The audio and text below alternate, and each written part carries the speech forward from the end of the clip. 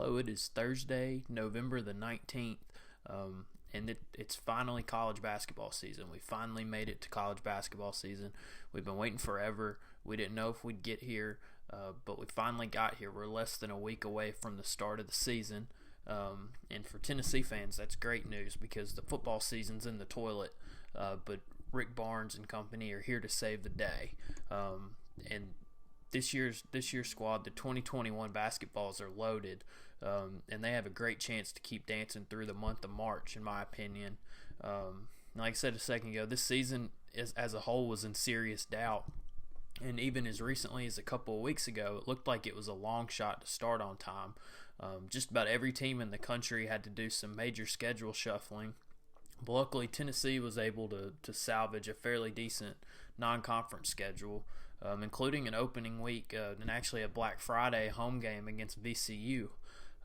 If you'll remember, they played a real early season game last year. I think it was during Thanksgiving week.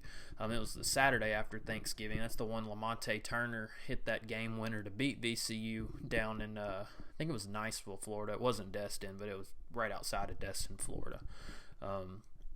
But so we do. Tennessee does, even with the weird schedule shuffling, does get a fairly big game opening week, and it'll no doubt be a weird season.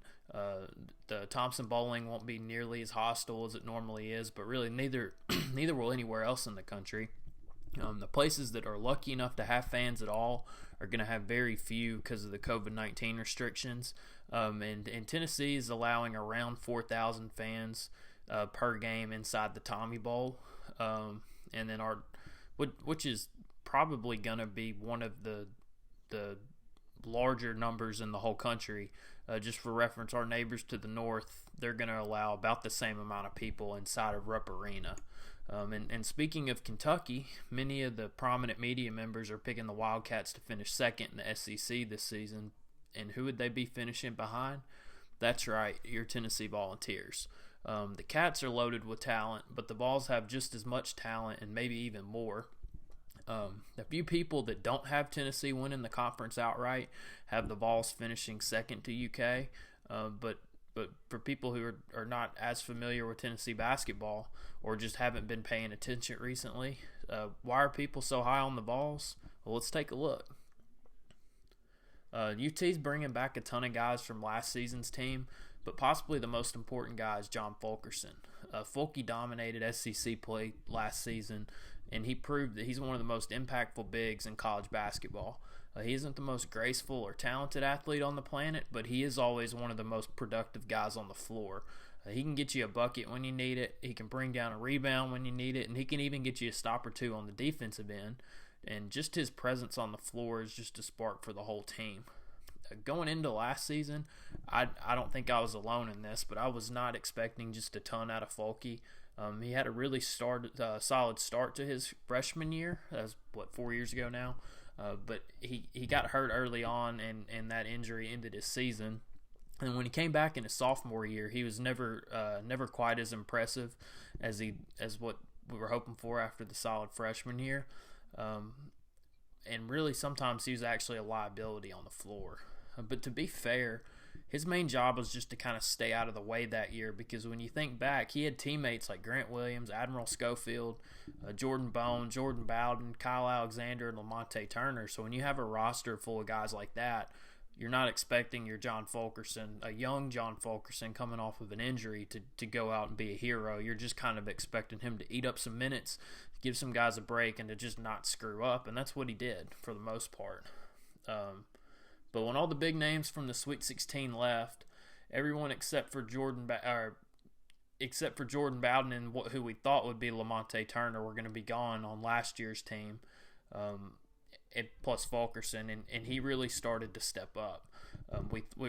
Most people would have bet on Bowden to step up when Lamonte went down, but it was Fulky who came out and put the team on his back. And by the end of the season, there was no doubt whose team it was.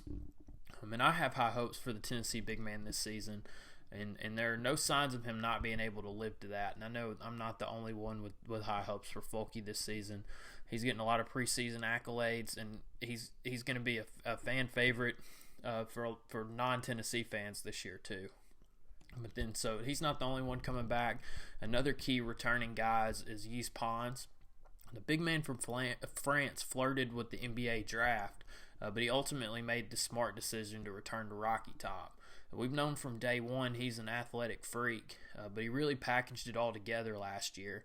His outside shooting improved enough for defenses to at least have to respect his deep ball, but he also proved he can get to the rack and cram on anyone at any time. His hops on the defensive end make him one of the best rim protectors in the game, and really his development under Rick Barnes has been remarkable. Look at Air France when he first got to Knoxville, and then look at him now.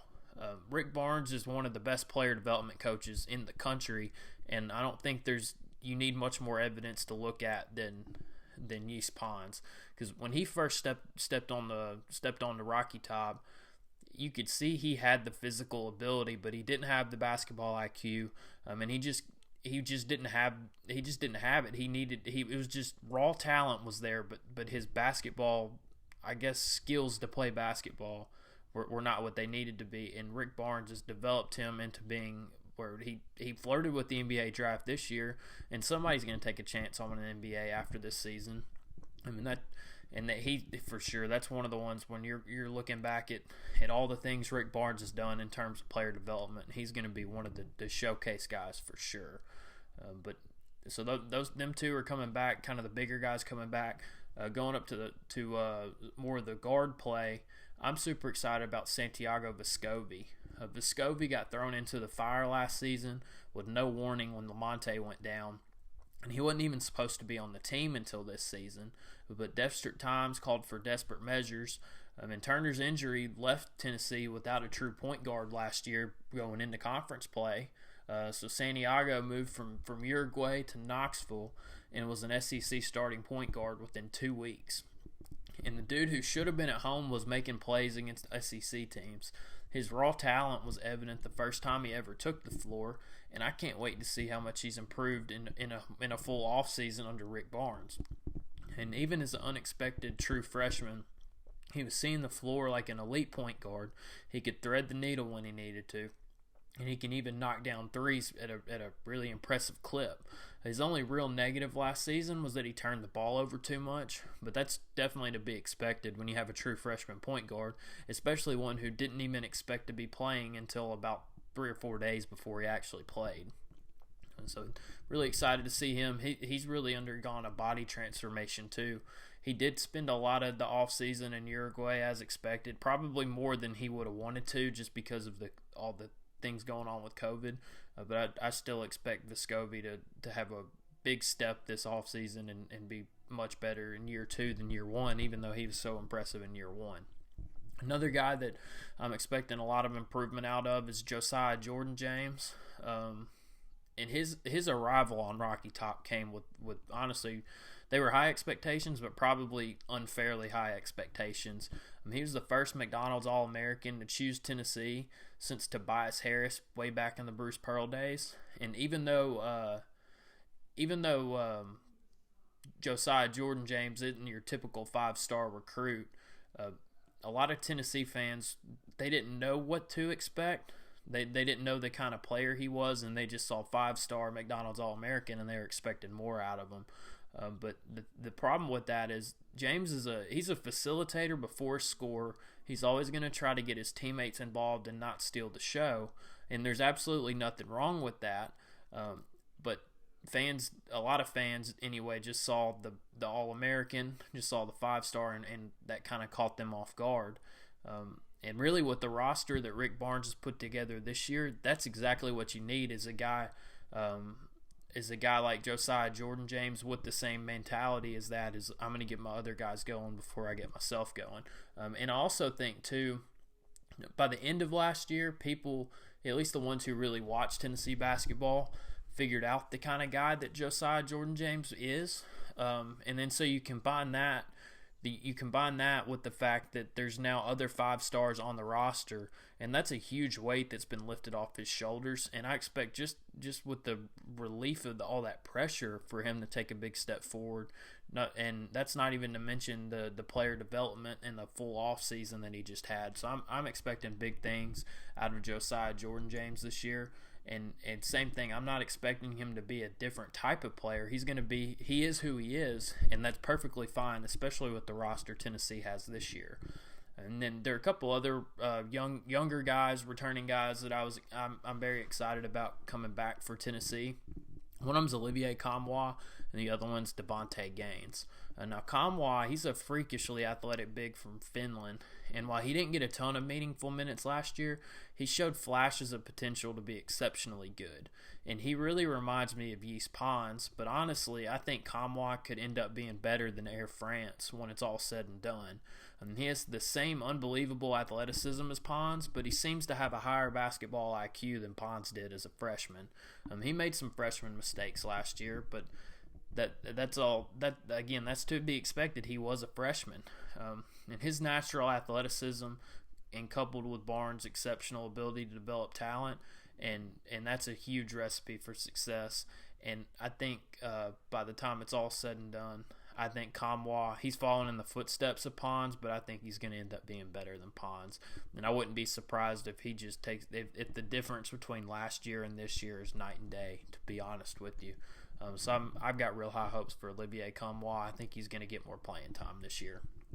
And then another guy, I'm more high on this guy than a lot of people are, even a lot of people I know who really keep up with Tennessee basketball, and that's Devonte Gaines.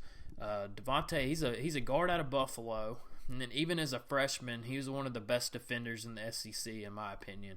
I absolutely love him, and he reminds me a ton of Tony Allen, the Grizzlies guard, the best defender to ever play the game. He loves playing defense, and it's obvious to everyone that he uses every ounce of effort that he has to make it absolute hell on whoever he's guarding. Every single time he was on the floor, he either came up with the steal or he wreaked enough havoc to cause the play to break down. And just his presence on the floor was like a jolt of energy to the whole team. But his lack of production on offense ultimately led to his lack of meaningful minutes as a freshman. And it wasn't that he was just a massive liability, but Tennessee struggled. They struggled enough to hit threes last year, and then when your point guard out on the floor is like a zero threat for shooting threes, that's kind of tough to play him. But I would argue that as good as he played defensively and as big of a spark as he gave our team last year, I would argue that that's the one thing that I don't like what Rick Barnes did last year was I would have played Devonte Gaines a lot more. I just love that guy. He's just gritty. He's always going to give you everything he has. And guys who will get down and play defense and care more about defense than more about offense, I'm always going to have a soft spot for them just because I loved watching Tony Allen play so much. But that's Devonte Gaines. Again, I'm higher on him than most people are, but I love him. He's maybe my favorite player on the team. And then the last of the guys that are returning that I want to mention is Uros Plavcitch. Last year, if you remember, we spent the first half of the season begging the NCAA to free Uros. But after watching him play, I kind of wish that the NCAA would unfree him. I'm kidding, but he was very disappointing last year. And, he's huge. You would think that his long frame alone would have led to more production. Heck, Hasheem Thabeet was an awesome college player just because of his size, and everybody who keeps up with the Grizzlies knows what an unmitigated disaster he was in the NBA, and that's kind of what I thought Plavcitch would be. Just because of his size, you would think that he would be able to at least get rebounds and just be a tree on defense, but he wasn't. He missed bunny after bunny last year, and then on defense, he didn't rebound very well, and it felt like when he was trying to protect the rim, he ended up giving an and one every time. So I was really disappointed with him, maybe unfairly disappointed, but who knows. Hopefully he's gotten better. I'm not going to really hold my breath because he didn't really show a ton of he didn't give us much of a reason to be hopeful. But we'll give him the benefit of the doubt. Hopefully he's better this year. But now that we've gone through a lot of the returning guys, let's get to the real reason that there's so much excitement about this year's team, and that, of course, is the recruiting class. Rick Barnes and his staff, they brought in a haul. They got good talent, and it wasn't all just freshmen. They got a vet too, a couple of vets really, that are really going to help this team. But of course, the centerpieces of the class are the 2 5-stars, Jayden Springer and Keon Johnson. But EJ Anasicki, he's not one. Don't sneeze at that one. He's a grad transfer, but he's going to be able to help the Vols win their greatest weakness from last year, and that was rebounding. Well, let's start with the young guns. Jayden Springer is a 6'5" shooting guard. He can really put the ball on the floor when he needs to. He is, as a shooting guard, his biggest strength obviously is shooting, but he is a solid passer, and he's not going to be a liability on defense. And then Keon Johnson, he's another 6'5" wing, but he's a better slasher and facilitator than he is just a spot-up shooter. Incoming freshman can no doubt shoot the ball, but that's just not his greatest strength. I think, and I'm not the only one here, I think he's got a good chance of being a first-round draft pick, and I wouldn't be surprised if he's a one-and-done. And really, I wouldn't be surprised if Jayden Springer's a one-and-done either. But either both of those guys, and they're 5-stars, they're more of your typical 5-stars than Josiah Jordan James were.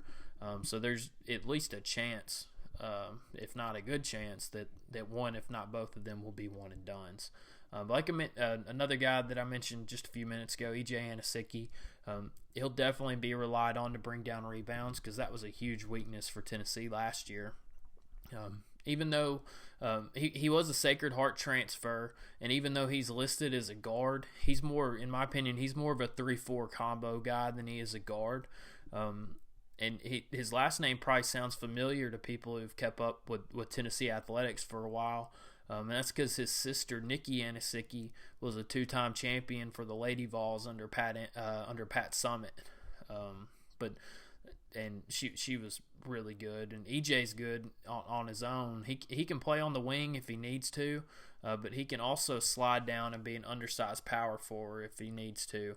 But by undersized, I don't mean his body, I mean his height.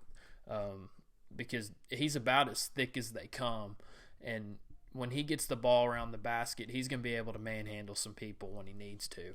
So I'm excited about EJ Anasicki. And then another guy who's been around the block a little bit is Victor Bailey Jr. And really, technically, he was on the team last year, but transfer rules forced him to sit out all last season. He's a guard that transferred over from Oregon. And while there's not just a massive sample size to look at, there's plenty of evidence to suggest that he'll be able to knock down threes. And he's got some valuable experience too. He was on that Oregon Ducks team that went to the Sweet 16, actually in the same building. I think it was in Louisville, where Tennessee was in the Sweet 16 and got beat by Purdue on that just garbage call, that foul they called on Lamonte Turner. But that's beside the point. So Victor Bailey Jr. He knows what it looks like to be on a team that's had some success by making it to the Sweet 16 with Oregon. And then finally, the last of the new guys, Corey Walker Jr. He's a 6'6" forward out of Jacksonville, and he can play either the 3 or the 4 spot. And he's not a guy to rely on to make just a ton of outside shots, but he is a guy who can use his body to get to the rim and score. He's got a high motor and could get some rebounds when he's on the floor. He'll most definitely play hard on defense, which is a necessity this day and age. If you are ever expected to play the wing and you can't knock down threes. So those are a lot of the new guys. And then if you kind of go over who Tennessee lost from last year's team, really it's only Jordan Bowden. Because Lamonte Turner, he made it, I think it was the first game after Christmas when he had to shut it down, or it may have been the last game before Christmas. Either way, he didn't make it to conference play. So Tennessee had already gotten used to life without the headhunter. And then Bowden, on that Sweet 16 year, was a really good three-point shooter. But he was definitely just not built to be the guy. He was a local kid from the Knoxville area, and everybody had high expectation for him. But unfortunately, he was not able to live up to them. And I'm not just trying to crap on the dude, but I don't think losing him is going to hurt Tennessee at all. He really struggled last year when the pressure was on him. So I don't think losing him is a big deal at all. But we're almost there. It's taken forever. But at least now we have a schedule. We just got the schedule, and it's still, I don't know if it's completely official yet. because I know there have been rumors of maybe another conference game coming or another non-conference game coming at some point. But we have at least 99% of the schedule right now. And the first game is this coming Wednesday night, less than a week away. It's the night before Thanksgiving, and they're going to host the Charlotte 49ers. And then they'll have Thursday off, and they'll play VCU on Friday night at Thompson-Boling Arena. And I believe on that Thursday, VCU and Charlotte are going to play each other on Thanksgiving. But Tennessee will have Thanksgiving Day off. And then the following Wednesday night is a huge one. Tennessee's going to travel to Indianapolis to take on number 1 ranked Gonzaga in the Jimmy V Classic.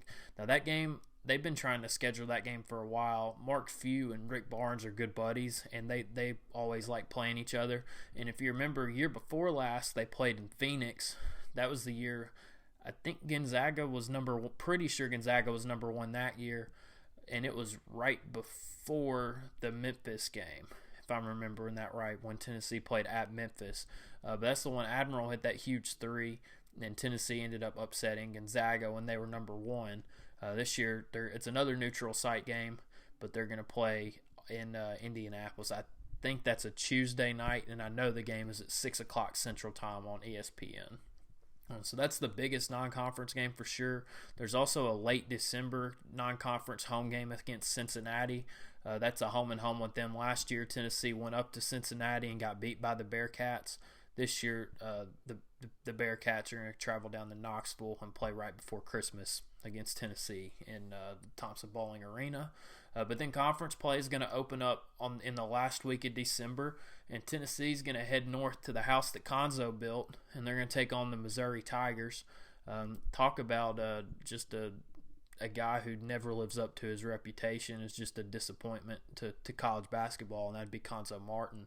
Just an absolute joke of a coach. But yet Tennessee fans are in trouble for running him out of town when he's done absolutely nothing with 2 teams now, has had a couple of just amazing recruiting classes and can't win a daggum game.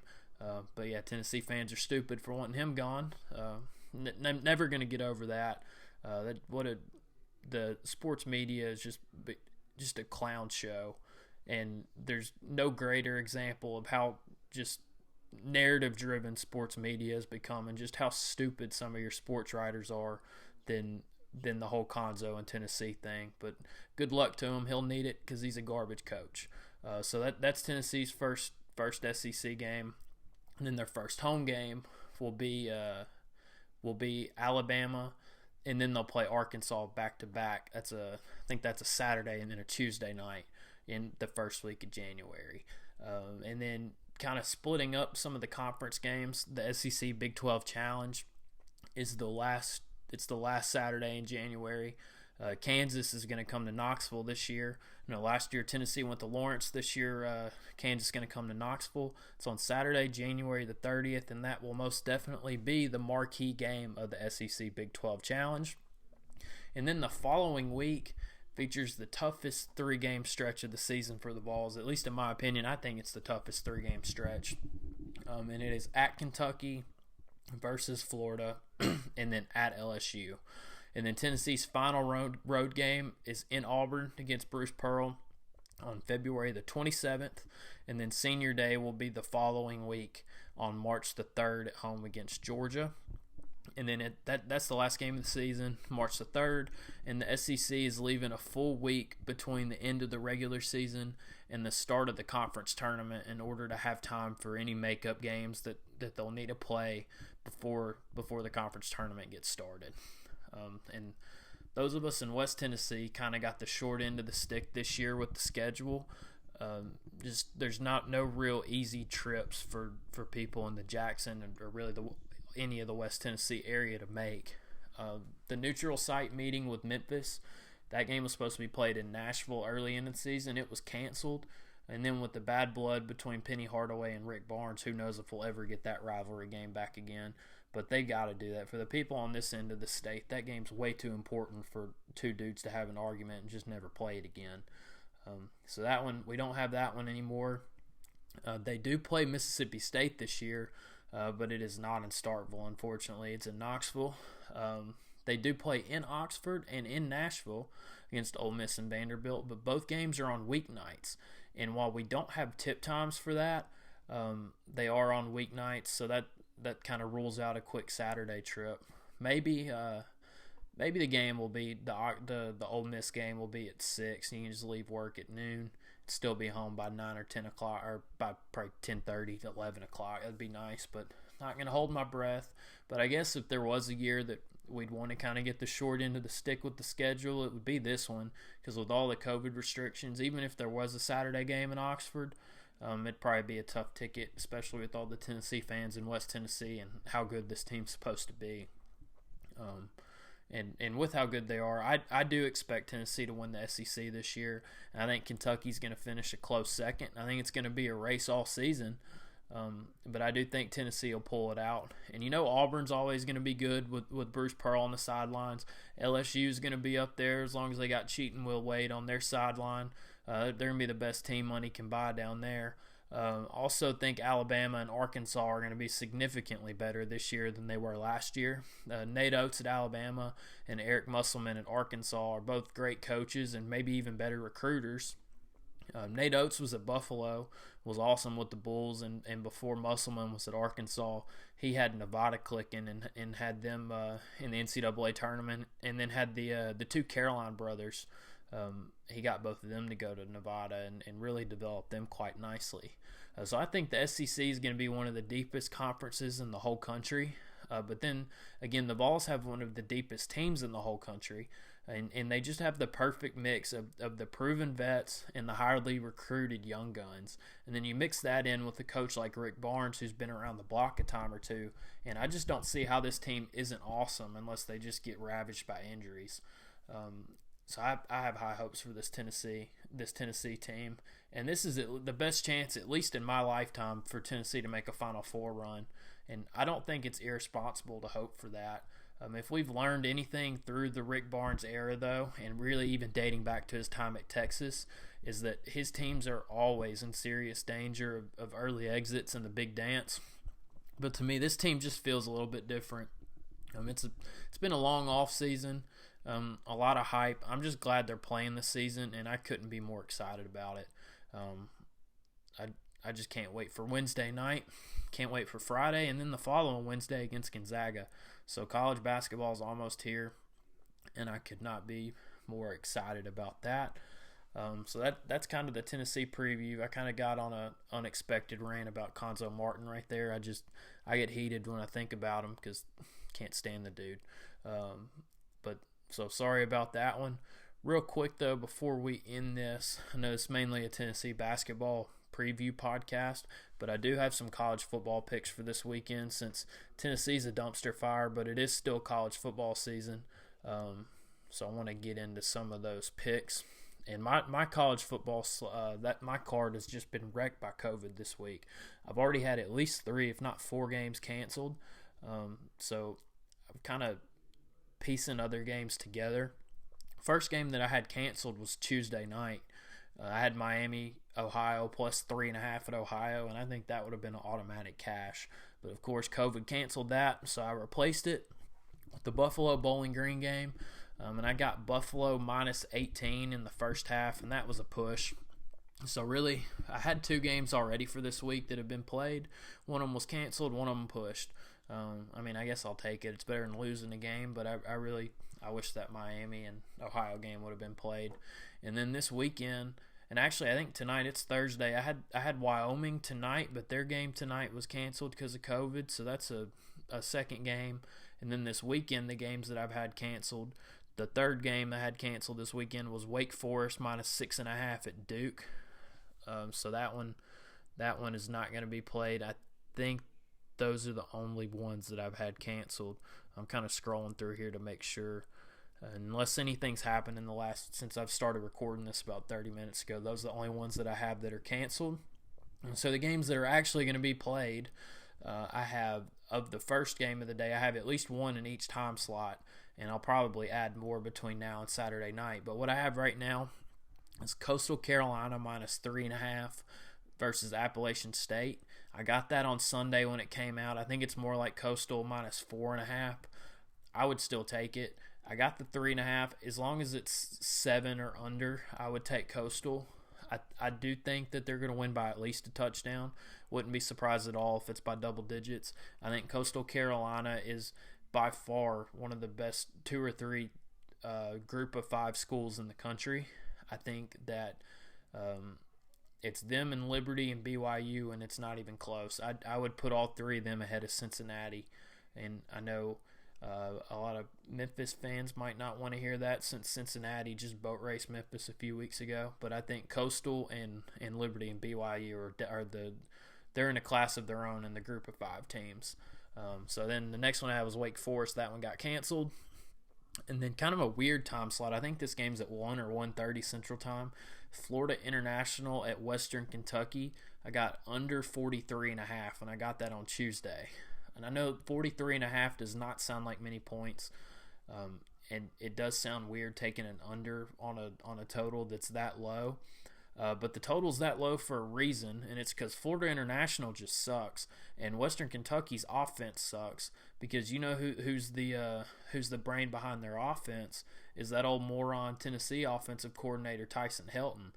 So you get a bad team, and then you have the moron Tyson Helton as the brain of an offense, and that's how you get a total so low. And even though the total is that low, I'm going under.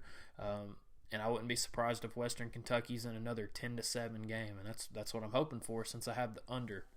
And then moving on to that second window of games during the day, 3 o'clock Central Time game.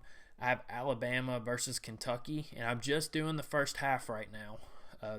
In the first half, I have Alabama minus 16.5. So that's all I have right now for that Alabama game. As we get closer to kickoff, I may look at first quarter or maybe even first half team totals on Alabama.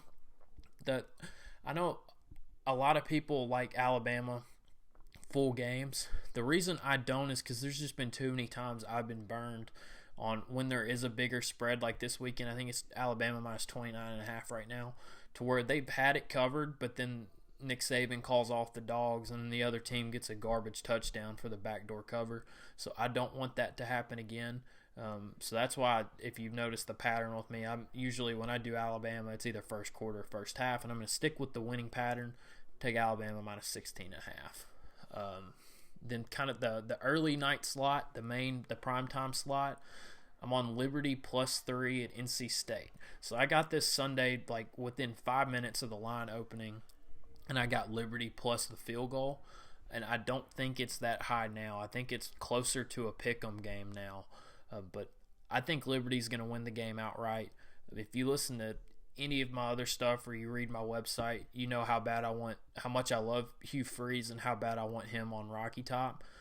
I think Liberty's going to stay undefeated, and I think Liberty and Coastal Carolina game to finish the season, like, it's not going to get just huge attention because it's 2 non-Power 5 schools, 2 schools nobody really cares about.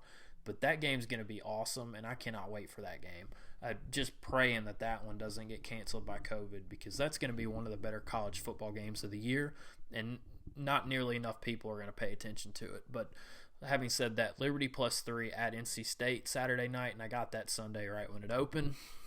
And then my final pick for right now, and again, I'll probably add more between now and when it's all said and done Saturday night, is Boise State minus 12.5 at Hawaii. And I got that Sunday right when the lines came out. I think it's more like a touchdown now. I also kind of like the over. I'm flirting with taking the over in that game. I think Boise State, we saw Hank Bachmeier come back last week, and they put on a show. And that Boise State offense is not going to slow down. The Hawaii defense isn't great. But with the game being in Hawaii, you're going to have good weather. And the Hawaii offense they can get clicking if they need to. They got the old Arizona State head coach. What's his name? I think Erickson, I think is his last name. But the guy who wears the sweatband and has the weird little, not your typical headset for a coach, just a little thin thing that runs just the earpiece and the little tiny microphone. But that offense can get clicking, so I'm real tempted to take the over in that. Haven't done it yet, but I may very well end up doing that. But I have taken Boise State minus 12.5. That's all I got for right now. I did see, for those of you who are in the state of Tennessee, that FanDuel is doing another one of those spread the love things. Last week they did it for Vanderbilt, and they got all the way up to plus 85.5. This week they're doing it for Tennessee, so I'm going to keep an eye on that. And if it gets to something just insane like the Vanderbilt thing did last week, I'll do a max bet on that, which for FanDuel they're only going to let you put $50 on it. But I'm definitely going to wait. I wouldn't recommend doing it yet just because Tennessee sucks so bad. I could definitely see Auburn beating Tennessee by 50 points. So if it's something like plus 50, even with a number as high as something ridiculous as plus 50, I'd still be nervous about it just because I think Tennessee's that bad. But if it gets up to like plus 70 or plus 80 like it did with Vandy last week, that's a no-brainer for those of you who are in Tennessee. So just keep watching that one. If it gets high enough, do that one. But that's all I got for this week. And it is basketball season finally. Only a couple more times we got to watch this crap football team run out on the field in Tennessee. Hopefully they can keep it respectable this weekend at Auburn. Not going to hold my breath, but hopefully so. Thank you for listening, and we'll talk to you next week.